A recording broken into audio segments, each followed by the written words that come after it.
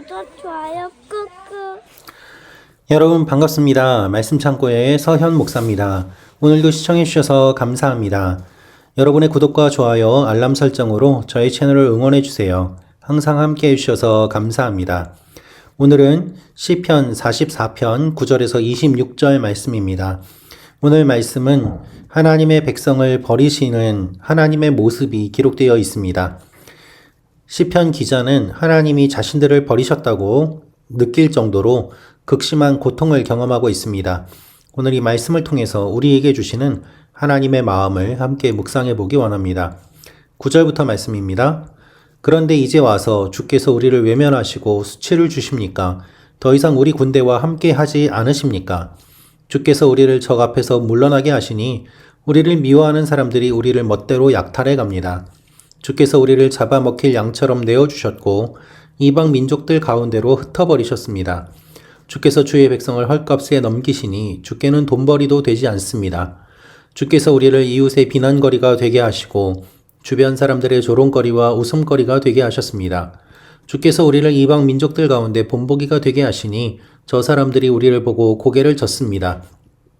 내가 하루 종일 혼란스럽고 내 얼굴이 수치로 뒤덮였으니 이는 나를 비난하고 헐뜯는 사람들의 빈정거림 때문이며 적들과 보복하려는 사람들 때문입니다. 이 모든 일이 우리에게 임했으나 우리가 주를 잊지 않고 주의 언약을 소홀히 하지 않았습니다. 우리 마음이 돌아서지 않았으며 우리 발걸음도 주의 길을 벗어나지 않았습니다. 그러나 주께서는 자칼의 처소에서 우리를 쳐부수셨고 죽음의 그림자로 우리를 덮으셨습니다. 우리가 혹시 우리 하나님의 이름을 잊었더라면 혹은 이방신들에게 손을 뻗었더라면 하나님께서 설마 모르셨겠습니까? 주께서는 마음의 비밀도 다 아시지 않습니까? 그러나 우리가 주를 위해 하루 종일 죽임을 당하니 마치 도살장에 끌려가는 양 같은 신세입니다. 오 여호와여 깨어나소서. 왜 주무시고 계십니까? 일어나 우리를 영영 외면하지 마소서. 왜 그렇게 주의 얼굴을 숨기시며 우리의 처참함과 억압당하는 것을 잊고 계십니까? 우리 영혼이 흙먼지에 처박혔고 뱃가죽이 땅에 붙었습니다. 일어나 우리를 도와주소서. 주의 변함없는 사랑 때문에라도 우리를 구원하소서. 오늘 말씀은 우리가 낙심하고 하나님 앞에 한탄하는 시편 기자의 내용을 볼 수 있는데요. 침묵하시는 하나님 앞에서 반응하는 사람의 기도입니다. 하나님은 침묵하십니다. 하나님은 아무런 반응이 없으십니다. 오늘 말씀을 통해서 볼 수 있는 것이 세 가지가 있는데요. 먼저 오늘 내용이 첫 번째로 하나님이 버렸다고 생각될 만한 상황에 처해 있는 것입니다. 그리고 왜 이렇게 되었는지 시인은 혼란을 느끼고 있습니다. 마지막으로 그는 자신의 비참함을 호소하면서 하나님께 도움을 구하고 있습니다. 여러분, 하나님은 하나님의 백성을 버리실까요? 하나님은 하나님의 백성을 버리시는 분이실까요? 조금 더 구체적으로 9절 말씀을 보도록 하겠습니다. 그런데 이제 와서 주께서 우리를 외면하시고 수치를 주십니까? 더 이상 우리 군대와 함께 하지 않으십니까? 그런데 라는 말로 시편의 분위기가 급격하게 변하고 있습니다. 8절까지 하나님이 옛적에 행하신 일들을 묵상하고 교훈을 받아 하나님만 의지하겠다고 선언한 시인이 갑자기 힘들고 어려운 상황에 던져진 것을 강조하고 있습니다.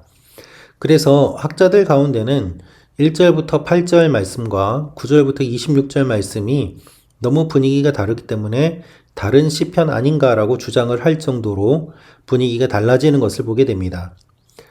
그런데 이것이 이 시의 특징입니다. 12절은 이렇게 기록되어 있습니다. 주께서 주의 백성을 헐값에 넘기시니 주께는 돈벌이도 되지 않습니다. 하나님이 팔아넘기는데 그냥 팔아서 무료로 팔아서 아무런 이익이 없었다고 강조하며 하나님께 호소하는 내용입니다.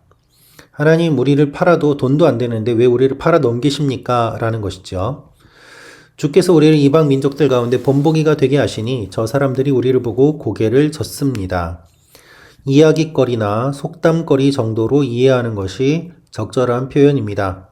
하나님이 우리를 부정적인 예로 사용하신다는 것은 몹시 견디기 힘든 일입니다. 그러나 우리의 삶 가운데 이와 같은 일들을 우리는 종종 경험하게 됩니다.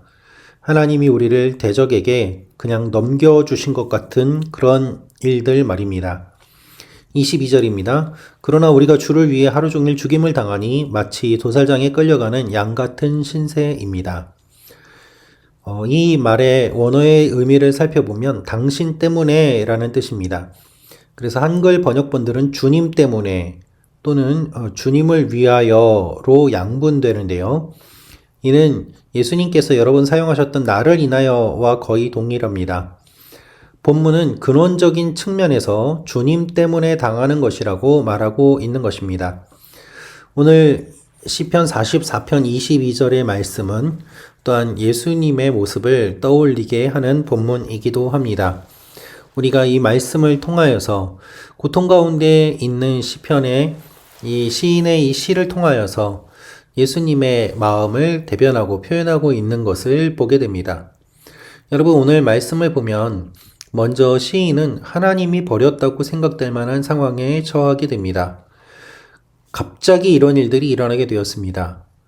하나님만 의지하겠다는 고백이 8절까지 진행되었는데 그의 상황이 갑자기 변하게 되고 하나님이 그를 버렸다고 생각될 만한 상황에 갑자기 처하게 됩니다.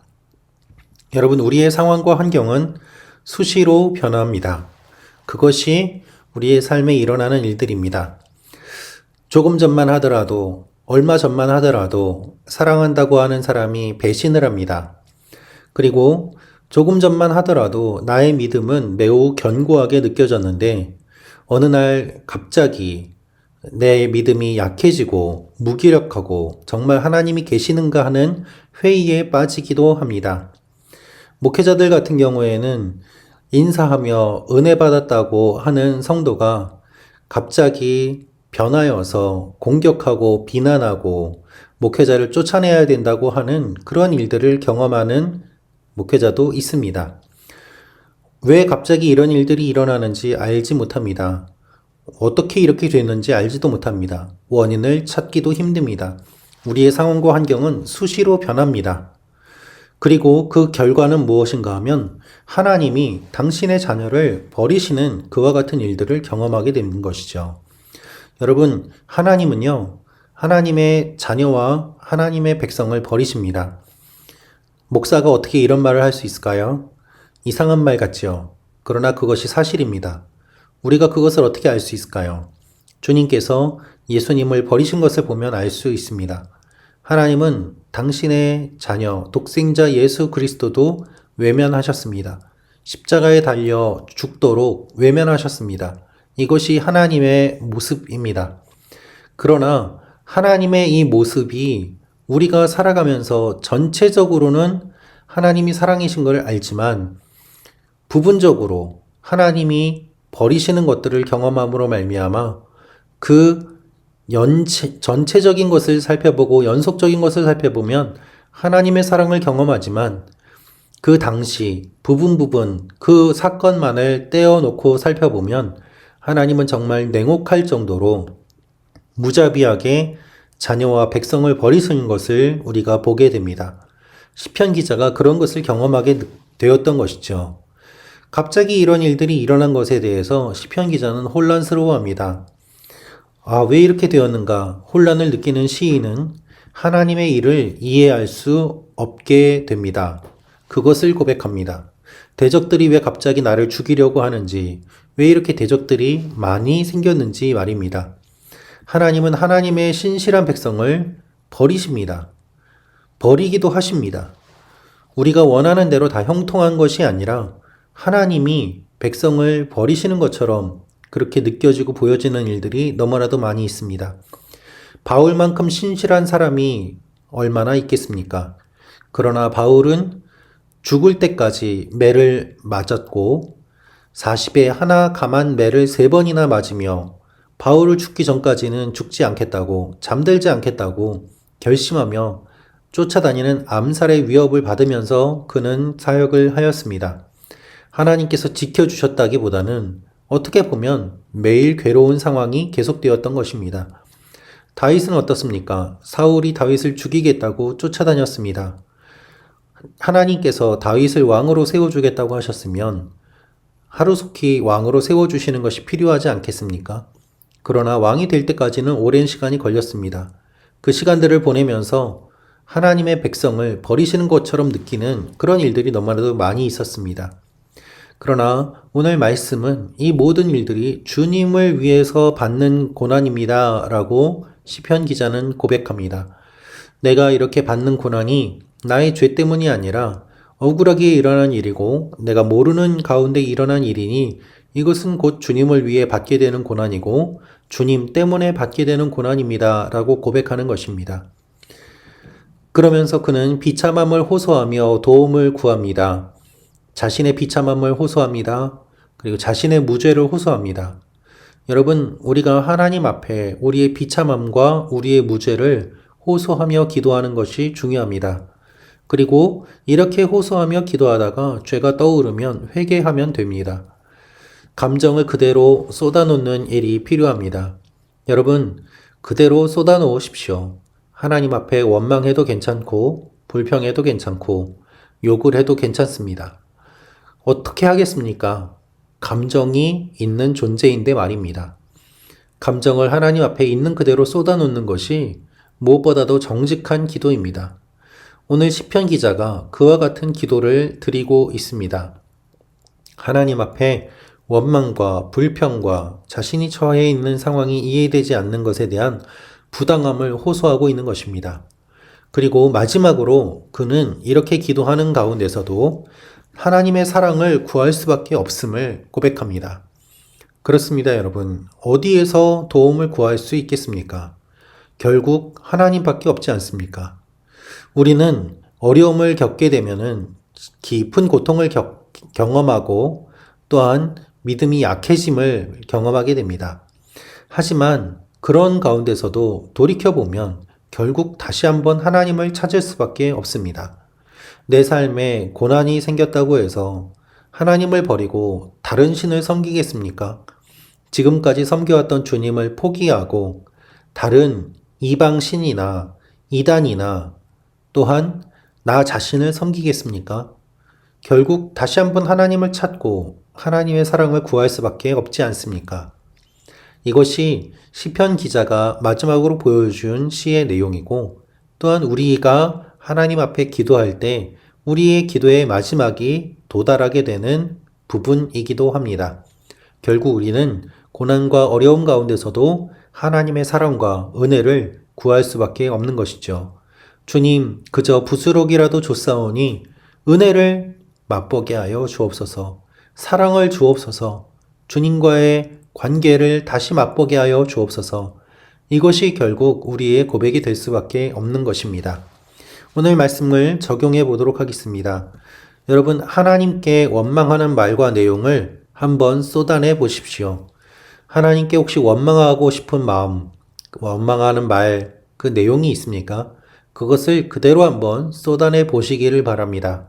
하나님은 우리의 원망과 불평을 충분히 받아주실 만큼 크신 분이십니다. 내가 하나님을 배려하는 것이 아니라 하나님이 우리를 배려해 주시는 것이 훨씬 더 큽니다.